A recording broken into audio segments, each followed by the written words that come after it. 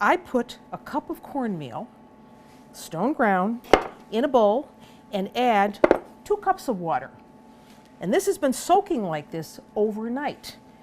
This is going to cut down on the cooking time, folks.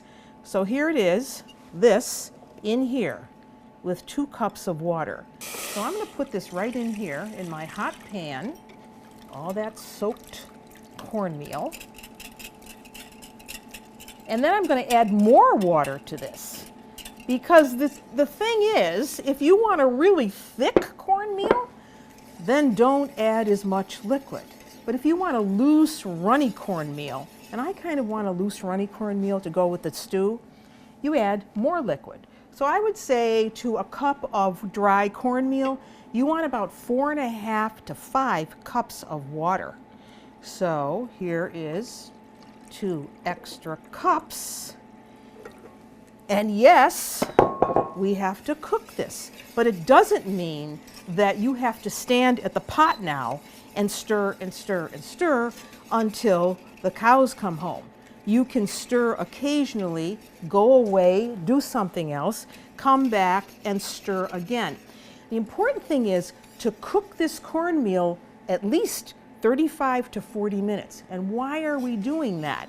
Because cornmeal tends to have a really bitter taste to it. And the longer you cook it, the milder that taste becomes. So just because you start to see the cornmeal move away from the sides of the pan, you think, oh, I'm done. It's starting to bubble over, I'm finished. Think again. Let it cook about 35 to 40 minutes. Taste it. And if it has just a little bit of that bitter edge to it, you know that you want to cook it even longer. So I'm going to let this go while I go and watch my favorite show on social media.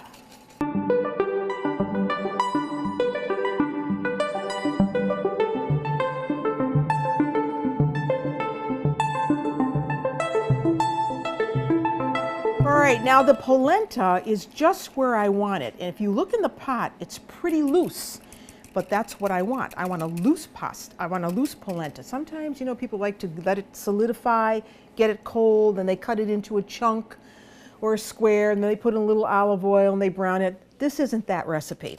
So it's right where I want it, and now I just want to taste it. You see, it's just coating my spoon. It's going to be great with the stew.